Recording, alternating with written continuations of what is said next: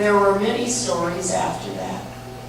As we, first generation Louisianans, moved to Oakland, tried part of the Great Migration, if you may have heard. A woman wrote a wonderful book called, oh my goodness, did I lose it? The Warmth of Other Suns. And it tells this great migration story. And I had a chance to meet her one night and to congratulate her on the research that you've done, because it was like listening to my life story. But I went on to become, after a rather rough beginning, because without a college education it was kind of crazy to think that I should be doing any of this. But I landed a job because I didn't want money to do the work at a black-owned newspaper. So I learned to write there. And then of all things, the person who taught me the most about newspaper work was a guy that had worked for AP for years out in the Far East. Spent too many nights in a bar. AP fired him. He came home and took a job as an editor of a little black weekly paper. And I was his only staff member. So from Darrell Lewis, I learned the newspaper game. From the newspaper game, somebody heard I had a fairly good voice. You can read some of that stuff you write on radio. So I went to work for a radio station for $5 a week. See, the thing about me is I never ask how much I'm going to get paid. Because I figured if I hang around, they're going to think I'm valuable enough at least to pay me my bridge fare, which was 25 cents back then, to get from Oakland over to San Francisco. So I made the big leap into radio, ended up becoming a disc jockey clerk for Lucky 13 KDIA radio. And that's where I got my second lesson in what it's like on the road to be the Times. That's where I met the celebrities like Bill Cosby, who could write a word for me. Andy Young, who became the ambassador in the United Nations.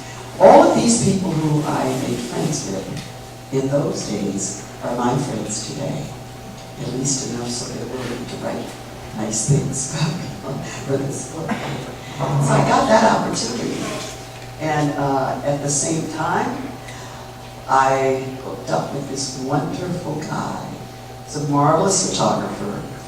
We soon married, and that's why there are going to be 50 years coming up. Now, that was a smart move, because by the time I worked my way out of radio into competing for television, and through only the blessings, was selected from about 70 interviewees for a job at KPIX television. He was there. A feminist who quit his job, stayed home with our children so that I could concentrate on making it in this world. And we like to talk about that. Because it was such a new thing back then. So when I look at couples of all description, and I see dad with a baby in a pouch, you know mom is working somewhere, or mom with the kids trying to make it, that I like to tell them it's worth it. You can learn to make that exchange of duty around love. There's very little that's going to pull you apart later. So we don't try to hold ourselves out as any great examples, but we just want people to know what our life was like. So we drifted into television. I did. And after I drifted into television, as you may have heard, I was the first woman of my color to work on television news. What? News photography was also segregated.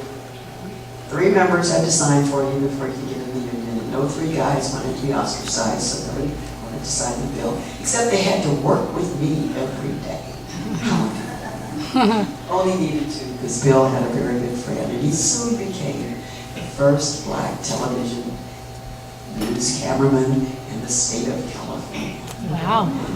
Now, he was a guy that had the rough time. He had a hard time. He was carrying 40 pounds of gear. He was there in Berkeley for every tear gas scene, every demonstration. I only had to worry about the tear gas and trying to keep my contact lens in. He could only see out of one eye because that's how photographers, TV photographers see. And so there I was there with guys who felt they weren't safe because they're with this 5'1" woman who could not protect them. And they soon found out that I was a yeller. And I didn't mind yelling back at students. And I took my chances for them and for me. So we worked together in this field for a while. We had 2 children home. We got a housekeeper. We lived a life. And life, as I said, was good for us. Except for having to explain to our kids why their mom and their dad both had gas masks. That's because we got tear gas at Berkeley or at State about every other day. And I used to worry about that because I used to wonder what were after those kids that they may have gotten me with that gas. Especially one day, and I sometimes carried around a video showing what Cal Berkeley was back in those times. And on those days when Governor Reagan would order in a couple of times the helicopters, spraying the gas all over the plaza, Sprout Plaza there, and kids were yelling and saying that all kinds of stuff was in the gas. But thank goodness we lived to 80, so it must not have been very tough. So we lived through that turbulence. And then, and what was the turbulence? It was a free speech movement. It was the organizing of the student teachers. It was the ethnic studies department. It was the Black Panther Party. It was the women's movement toward some sort of equality. All of those were movements sweeping our campuses. And they were the stories that I had an opportunity to report on. And I still remember all of the things that I knew and learned about the Black Panther Party, which at that time when it started was a party of the middle class blacks who supported it because they were feeding children and arranging tutorial programs. And somehow, as young people will do, they veered off into a model that was not good for them or for this community. But I loved that when I read the stories in the Chronicle about the Panthers and Percy Long. One of the stories that I reported on was that the way they were able to buy their very first guns, they used to go to Chinatown and buy Chairman Lao's Red Book for $0.25. And they'd come back to the Berkeley campus and sell it for $1. And that's how they accumulated their first bit of cash. Now they got much more sophisticated at this stuff because they learned, they how to be bullies. But I worked a lot on that. I got involved in their lives because I reported on them. Both of the leaders, both Huey Newton as well as Eldred Cleaver, I became a companion to their return to this country. And it's nothing to be proud of, but they trusted enough I went to Cuba. When I first got to Cuba, the first person to greet me was Huey Newton. He was in exile there. And what he wanted to do was make a deal. We just needed somebody to transmit the message. That happened. And then there was Eldridge Wilder, person I can understand. He was from my hometown, at least. And I knew his parents and all that stuff. But anyway, when Cleaver decided to come home, and he had more reasons to be afraid.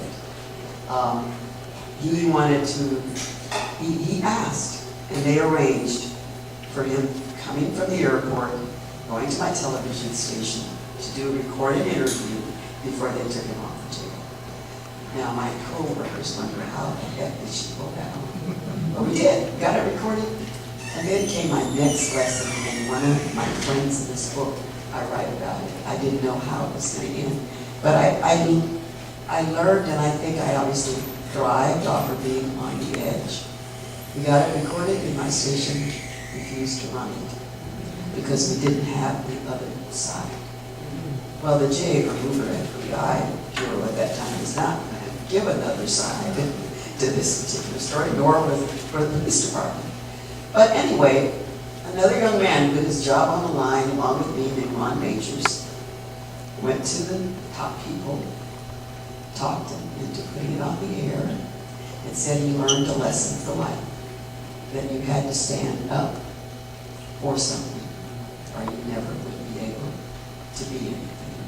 And so he may have been learning that lesson. I didn't know I was learning that lesson, but I was, and it was a good thing.